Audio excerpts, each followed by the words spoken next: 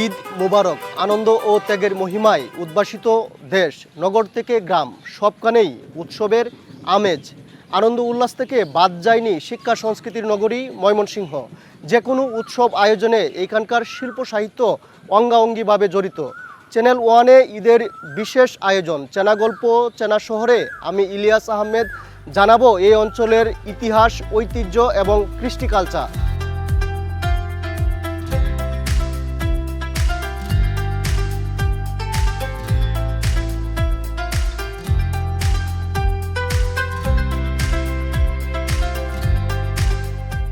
1879 সালে নির্মিত হয়েছিল আলেকজান্ডার ক্যাসেল, অথবা স্থানীয়দের কাছে যেটি লোহার কুটি হিসেবে পরিচিত, সেটি কিন্তু এখন অনেকটাই সেটি ধ্বংসের ধারপ্রান্তে রয়েছে। যদিও আমরা দেখেছি প্রতিনিয়তই স্থাপনাটিকে ঘিরে কিন্তু এখানকার স্থানীয় যারা আছে, দূর দূরান্ত থেকে যারা আছে, তারা কিন্তু এই স্থাপনাটি দেখার জন্য দেশের বিভিন্ন প্রান্ত থেকেও কিন্তু লোকজন এসে থাকেন।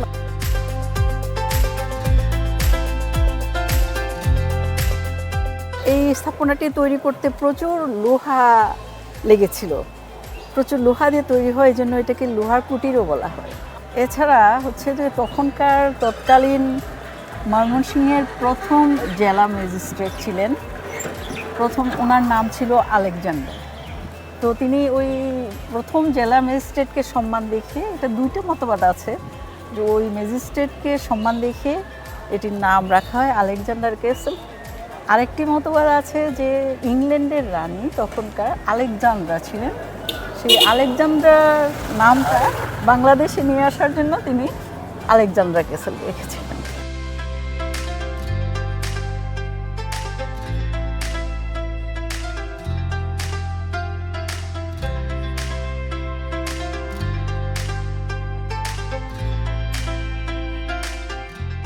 ময়মনসিংহ শহরের খানিকটা দূরে ব্রহ্মপুত্র নদ ঘেঁষে বাংলাদেশ কৃষি বিশ্ববিদ্যালয় প্রতিষ্ঠিত হয়েছে 1961 সালে। 1200 একর জায়গা জুড়ে এই প্রতিষ্ঠানটি স্বাধীনতার পূর্বে, যার নাম ছিল ইস্ট পাকিস্তান এগ্রিকালচার ইউনিভার্সিটি। এই প্রতিষ্ঠানটি আমরা দেখেছি কৃষি গবেষণা এবং মানব সম্পদ তৈরিতে কিন্তু কাজ করছে, এবং দেশ এবং দেশের বাহিরের শিক্ষার্থীরা এই প্রতিষ্ঠানে প্রতি বছরেই তারা অধ্যয়নের সুযোগ পেয়ে থাকেন, অর্থাৎ প্রতিযোগিতার মাধ্যমে কিন্তু তারা সেই সুযোগটি পান। এই প্রতিষ্ঠানটিকে নিয়ে আমরা এই প্রতিষ্ঠানের শিক্ষার্থী যারা আছেন তাদের অভিজ্ঞতা জানতে চাই, তাদের সাথে কিছু কথা বলতে চাই। প্রতি বছরই শিক্ষার্থীরা এখানে ভর্তি হওয়ার আগ্রহ প্রকাশ করে থাকেন, এবং তারা কিন্তু একটি প্রতিযোগিতার মাধ্যমে কিন্তু সেখানে ভর্তি হওয়ার সুযোগ পেয়ে থাকেন। এই প্রতিষ্ঠানটিকে আপনি এখানে আছেন এবং এই প্রতিষ্ঠানটিকে কিভাবে দেখেন, এবং এই প্রতিষ্ঠানটির মূল্যায়ন আসলে সারা বিশ্বেই কিন্তু ছড়িয়ে ছিটিয়ে রয়েছে, একটু জানতে চাই।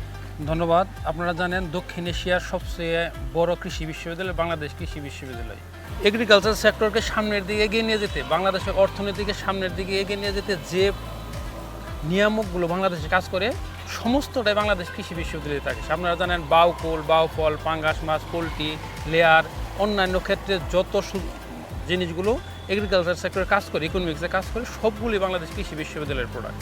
তাছাড়াও গণতান্ত্রিক রাজনৈতিক চর্চায় এবং শিক্ষা, আমরা সবসময় চিন্তা করি মেধা এবং মননশীলদের পলিটিক্স। বাংলাদেশ কৃষি বিশ্ববিদ্যালয়ে সবসময় মেধা এবং মননশীলদের রাজনীতি চলে। এজন্য সবসময় সাধারণ শিক্ষার্থীরা রাজনীতির দিকেও একটা আলাদা আগ্রহ থাকে। আপনারা জানেন বাংলাদেশের সমস্ত গবেষণার ক্ষেত্রে যেমন বাংলাদেশ কৃষি বিশ্ববিদ্যালয়ের স্টুডেন্ট রয়েছে, পলিটিক্সে বাংলাদেশ কৃষি বিশ্ববিদ্যালয়ের সমস্ত স্টুডেন্টরা রয়েছে।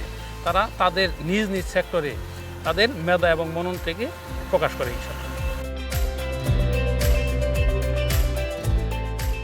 পুরাকীর্তি বা প্রত্নতত্ত্ব, ইতিহাস, ঐতিহ্য, কৃষ্টি, সংস্কৃতি এর সাথে অঙ্গাঙ্গিভাবে জড়িত। পাশাপাশি সুস্থ বিনোদন এবং শিক্ষামূলক কাজের জন্য এই যে পুরাকীর্তিগুলো রয়েছে, এগুলো বিশাল একটি ভাণ্ডার।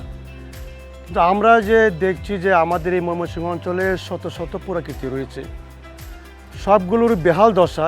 এমনকি মাত্র 11টা পুরাকীর্তি সংরক্ষিত তালিকায় আমাদের প্রত্নতত্ত্ব অধিদপ্তরের গেজেট অনুযায়ী, সেগুলোর বেহাল অবস্থা। তাহলে এই যে এই চিত্র থেকে বেরিয়ে আসার জন্য আমার কাছে মনে হয় যে পুরাকীর্তিগুলো সংরক্ষণ করা একান্ত প্রয়োজন। পাশাপাশি এগুলো যদি সংরক্ষণ করা হয়, ইতিহাস, ঐতিহ্য, কৃষ্টি, সংস্কৃতি রক্ষা হবে এবং আপনার পর্যটন শিল্পের জন্য একটি বিশাল দুয়ার খুলে যাবে। যখন এগুলো সংরক্ষিত হবে, প্রচার হবে, দেশি বিদেশি পর্যটকরা আসবে এবং ময়মনসিংহ অঞ্চলে একটি প্রাণচাঞ্চল্য সৃষ্টি হবে। এর প্রেক্ষিতে আবার কিছু মানুষের কর্মসংস্থান হবে, আপনার আবাসন হবে, হোটেল হবে, বিভিন্ন ওই পণ্য বিক্রি হবে। এই যে বিষয়গুলো, এই বিষয়গুলো একান্ত প্রয়োজন। আরও বড় প্রয়োজন এই যে এগুলো হলো শিক্ষামূলক। যদি এগুলো প্রত্নতত্ত্বগুলো সঠিকভাবে পর্যবেক্ষণ করা হয়, ওই সংরক্ষণ করা হয়, তাহলে বিভিন্ন শিক্ষা প্রতিষ্ঠান যে আমাদের যে আগামী প্রজন্ম রয়েছে তারা শিক্ষা সফর আসতে পারতেছে। মানুষ সুস্থ বিনোদনের জন্য জায়গা পাচ্ছে। এখন বিনোদনের জায়গা নাই, মানুষ চলে যাচ্ছে অপরাধের দিকে, সেটাকে বিনোদন মনে করছে। তো এই যে সার্বিক যে চিত্র, এই চিত্র থেকে বেরিয়ে আসার জন্য, আপনি নেতিবাচক চিত্র থেকে ইতিবাচক চিত্রের দিকে ধাবিত হওয়ার জন্য আমাদের যে এই ময়মনসিংহ অঞ্চলের যে প্রাকৃতিক যে স্থাপনাগুলো রয়েছে, ঐতিহ্য হচ্ছে বিশাল ভাণ্ডার। এই ভাণ্ডারগুলো যদি সংগ্রহ করা হয়, ময়মনসিংহ অঞ্চল সব দিকে লাভবান হবে, প্রজন্ম লাভবান হবে, সমাজ লাভবান হবে, দেশ লাভবান হবে এবং সর্বোপরি আমাদের যে ইতিহাস, ঐতিহ্য, কৃষ্টি সেগুলো রক্ষা পাবে।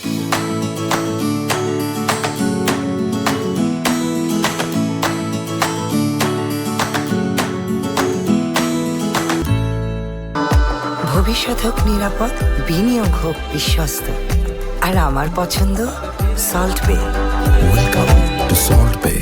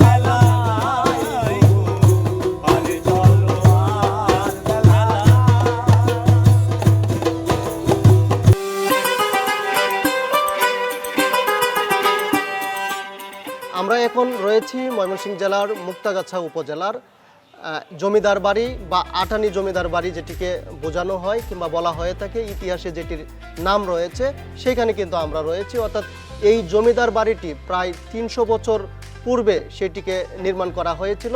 এখন অনেকটাই যদিও জরাজীর্ণ, তারপরেও আমরা দেখেছি প্রতিদিনই সকাল সন্ধ্যা দর্শনার্থীরা এই জমিদার বাড়ি আসছেন এবং আমরা এই জমিদার বাড়ি সম্পর্কে এমন একজনের সঙ্গে কথা বলবো যিনি এটিকে নিয়ে বিগত সময়ে গবেষণা করেছেন এবং এটিকে তিনি অনন্য পর্যায়ে তুলে ধরার চেষ্টা করেছেন। অধ্যক্ষ আলী ইদ্রিস আমাদের সঙ্গে যুক্ত রয়েছেন। মুক্তাগাছার জমিদার বাড়ি নিয়ে আপনার একটি বই রয়েছে এবং বিভিন্ন সময় আপনি এটিকে নিয়ে রিসার্চ করেন এবং এটিকে নিয়ে কথা বলেন। আসলে এই যে জমিদার বাড়িটি, এইটি কবে প্রতিষ্ঠিত হয়েছিল এবং কারা প্রতিষ্ঠা করেছিলেন? এইটা আমরা কাগজে পত্রে পাওয়া যায়, কিন্তু 1727 সালে শ্রীকৃষ্ণ আচার্য চৌধুরী তার স্থায়ী বাড়ি ছিল বগুড়ার ঝাকরে, বগুড়া জেলার ঝাকর গ্রামে। ওখানে ওই সন্ন্যাসীদের উৎপাত শুরু হয় এবং চাঁদা দাবি, হুমকি, নানান ধরনের বিশৃঙ্খলা তৈরি হয় এবং কথিত আছে শ্রীকৃষ্ণ আচার্য পরিবারের একজন কন্যা অপহৃত হয়। এইটি তাদেরকে সাংঘাতিকভাবে আহত করে। আলাপশাহী অঞ্চলের এই জায়গাটাতে তারা নৌকা যুগে আসেন, রামরাম তার ভাইদের নিয়ে আসেন। নামার পরে ওই জায়গাটার নাম হয় রাজঘাটপাড় এবং এটা চৌরঙ্গি মোড়। এখন এটা বিশাল একটা পুকুর ছিল এবং এটার সাথে নদীর সংযোগ ছিল। তো তারা এই রামরাম তার ভাইদের নিয়ে প্রথমে ভাবকি ঘাটুরি বলে জায়গা আছে মুক্তাগাছায়, এখানে যে তারা প্রথম বড় বড় দিঘি করান, জমিদাররা ছেড়ে যাওয়ার পরে দীর্ঘদিন এটি ঢাকা বিভাগীয় সমবায় আঞ্চলিকের বিভাগীয় অফিস ছিল, এবং এই সমবায়ের বিভাগীয় যে কর্মকর্তা ছিলেন সেটা আমার বন্ধুর বাবা। তো তিনি এই ঘরটাতে থাকতেন, আমি এখানে থাকতাম বহুদিন। এবং এই পিছনের যে ঘর আছে, নানান কিছু আছে, পিছনে আমি থেকেছি, ঘুরে বেরিয়েছি, এবং প্রচণ্ড চমৎকার একটি সুন্দর ছিল। আমি ৭৭ সাল পর্যন্ত বলছি। কিন্তু যখন এখান থেকে আঞ্চলিক সমবায় ইনস্টিটিউট তার নিজস্ব জায়গায় চলে গেল, এটি পরিত্যক্ত হয়ে গেল, এবং এটি দীর্ঘকাল লুটপাট হতে শুরু করলো, একেবারে আক্ষরিক অর্থে লুটপাট। আপনি দাঁড়িয়ে দাঁড়িয়ে দেখেছি অনেকে বড় বড় সার্সি কেটে নিচ্ছে, জানালা নিচ্ছে, গ্রিল নিচ্ছে, সেগুন কাঠের জিনিসপত্র নিচ্ছে, ফার্নিচার বের করে নিচ্ছে, এগুলো আমি দেখেছি নিজে। এটা আগামী প্রজন্মের জন্য এই গুরুত্বপূর্ণ স্থাপনাটি সংরক্ষণ করা অত্যন্ত প্রয়োজন, কারণ একটা জাতির অতীত ইতিহাস ছাড়া একটি জাতি বাঁচতে পারে না। তা এখন যে প্রত্নতত্ত্ব বিভাগ এটির দায়িত্বে আছে, আমি তাদেরকে অনুরোধ করব এই বাড়িটি যথাযথভাবে সংরক্ষণ করবার জন্য। ভবিষ্যৎ হোক নিরাপদ, বিনিয়োগ হোক বিশ্বস্ত, আর আমার পছন্দ সল্ট বে। Welcome to Salt Bay.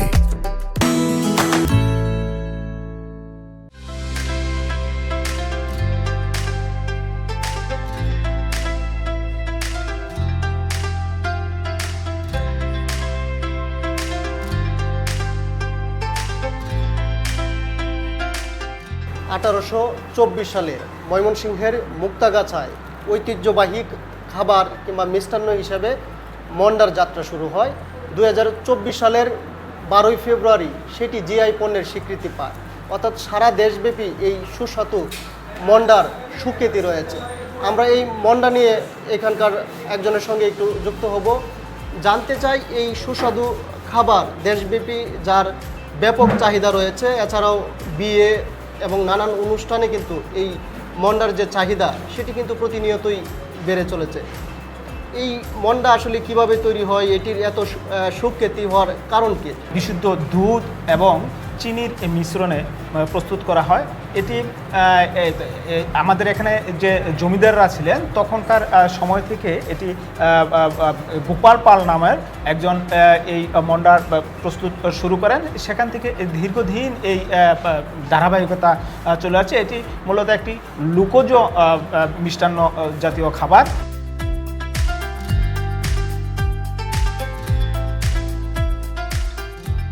মান আগে যেরকম ছিল এখনও ঠিক সেই গুণগত মানই ধরে রেখেছে তারা, যার জন্যেই এর প্রচার এবং প্রসার আরও দ্বিগুণ বেড়েছে জিআই স্বীকৃতি পাওয়ার পর। যার জন্য এখন এটার বিভিন্ন মাঝেই অনুষ্ঠানের মাধ্যমেই শুধু সবাই খোঁজে মুক্তাগাছার মন্ডাটা। এটা আসলে জিআই স্বীকৃতি পাওয়ার পর এটার প্রচার প্রসার এবং গুণগত মান ঠিক রাখার জন্য এটা দিন দিন বেড়েই চলছে।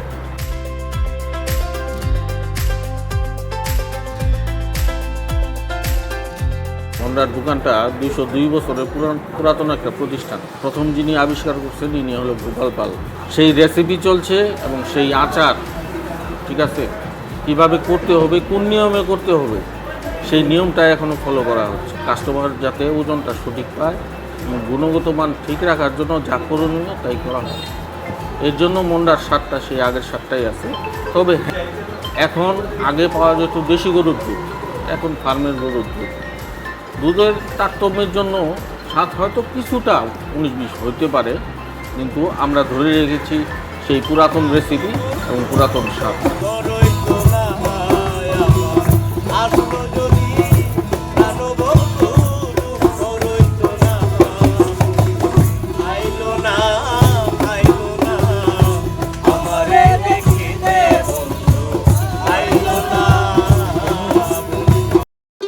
ভবিষ্যৎ হোক নিরাপদ, বিনিয়োগ হোক বিশ্বস্ত, আর আমার পছন্দ সল্ট বে। Welcome to Salt Bay.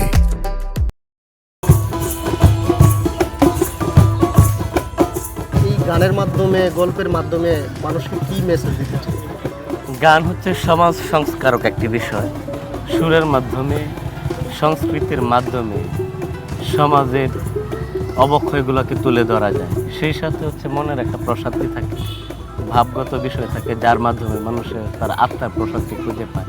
আমরা তরুণ প্রজন্মরা সবসময় এটাই খোঁজার চেষ্টা করছি, আমাদের এই সুরের মাধ্যমে সমাজের অবক্ষয়গুলোকে কীভাবে তুলে ধরা যায়। এই সুরের মাধ্যমে আমাদের যে সাংস্কৃতিক প্রেক্ষাপটগুলো, দীর্ঘদিনের ঐতিহ্যগত প্রেক্ষাপট, এই প্রেক্ষাপটগুলোকে ধরে রাখার একটা চেষ্টা, যার মাধ্যমে সমাজ সুস্থ থাকবে, দেশ সুস্থ থাকবে, মানুষের মন প্রশান্তিপূর্ণ থাকবে।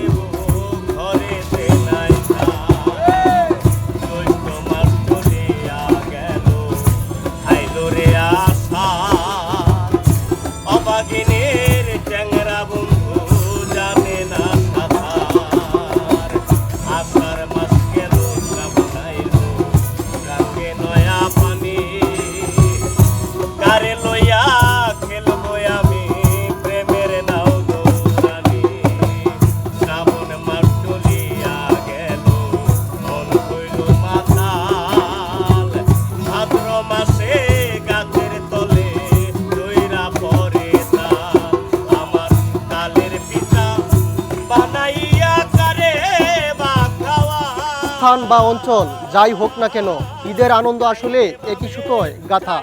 দেশের চার প্রান্তের উৎসবের রং আপনার ঈদকে আরও রঙিন করে তুলুক, এই প্রত্যাশায় আজ বিদায় নিচ্ছি। চোখ রাখুন চ্যানেল ওয়ানের পর্দায়। সবাইকে আবারও ঈদ মোবারক।